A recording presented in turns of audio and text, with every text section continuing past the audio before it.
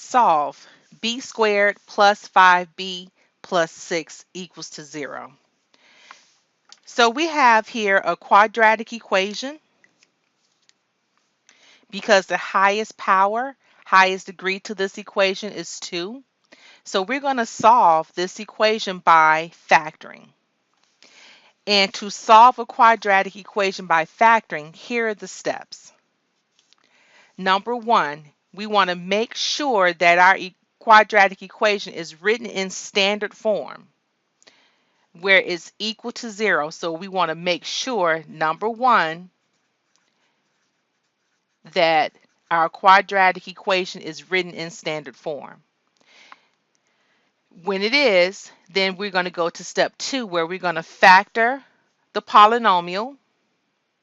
Once we factor the polynomial completely, we're going to then use the zero product property and then solve each equation, and then we'll check our answer.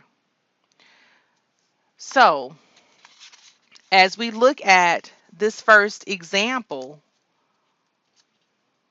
b squared plus 5b plus 6 is equal to 0, is this equation in standard form? Yes or no?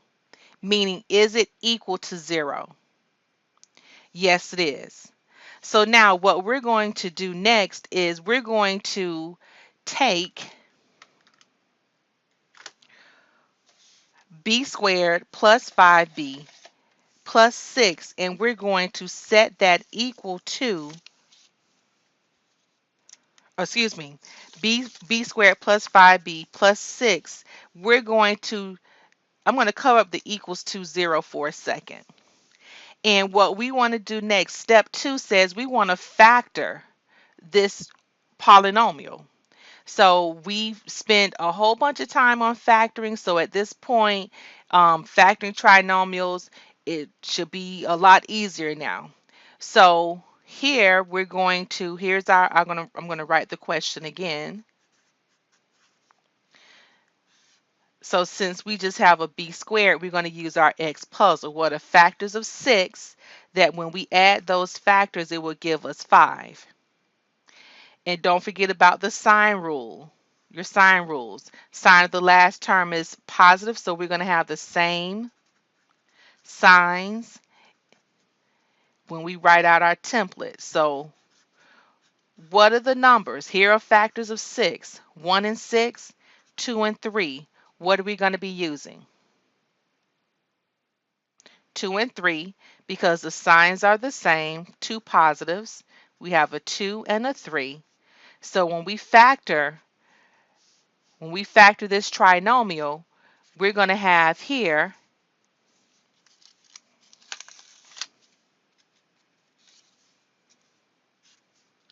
x, excuse me, I'm saying x, so used to saying x, b and b, positive and positive because that was the sign, and then we have 2 and 3. So we factor, that was step 2. We're going to set this equation equal to 0. And then next we're going to use the zero product property where we're going to set each factor equal to 0 and we're going to solve. So the first equation, b plus 2 equals to 0.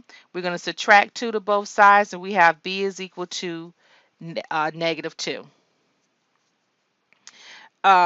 B plus 3 equals to 0. We're going to subtract 3 to both sides. We have b is equal to negative 3. Now, it says check your work, and I will, because of time, just trust me that these do work.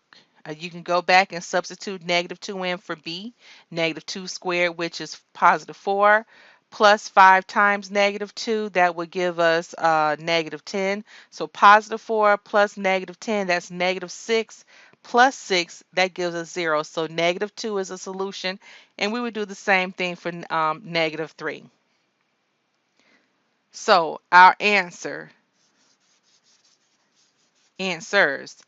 B is negative 2 or B can be negative 3.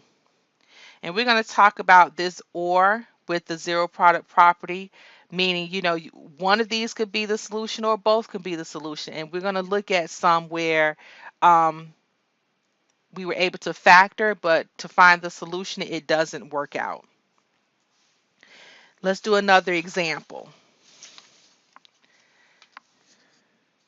We have here x times x times 5x plus 3 equals to 2. So my question to you is, for step 1, is this equation written in standard form? No, because remember, standard form, we want our equation to be equal to 0, and this is equal to 2. So we're going to have to move some terms around to make this happen. So let's go ahead and make sure that we write our equation in standard form. So we're going to distribute the x first. We have 5x squared plus 3x is equal to 2. I want this equation to equal to 0. Therefore, I'm going to subtract 2 to both sides. And we have 5x squared plus 3x minus 2 equals to 0. Now this equation is in standard form. And now that it is in standard form, we can go ahead and factor that polynomial. Now, how do we go about factoring the polynomial? Well, remember our factoring methods that was taught in the last section. So I'm just going to cover up this equals to 0 for right now. So our focus is going to be on the 5x squared plus 3x minus 2. Now, because there is a 5 in front of the x squared, we're going to use that slide and divide method. So we're going to take the 5, we're going to slide it over, multiply it to the negative 2 so we can set up our x puzzle. What are factors of negative 10? That when you add those two factors, you're going to get the middle term of 3. Okay, so what signs will we be using? Because the sign of this last term right here is a negative.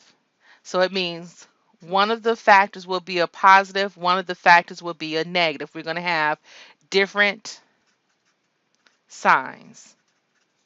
So listing the factors of 10, 1 and 10, 2 and 5. Which one of these will work? The 2 and the 5. Now, be careful. We want positive 3. So which number would go to the positive sign, which would go to the negative? The 5 would go to the positive sign, and then the 2 would go to the negative. Because 5 times negative 2 is negative 10, 5 plus negative 2 is positive 3. So let's set up our parentheses, and then we're going to fill in our variable x, plug in the numbers we found, plus 5 minus 2. So this was our slide. Now we're going to divide. We're going to divide those numbers by the coefficient of the first term, which is the 5. And we're going to reduce. And then lastly, bottoms up.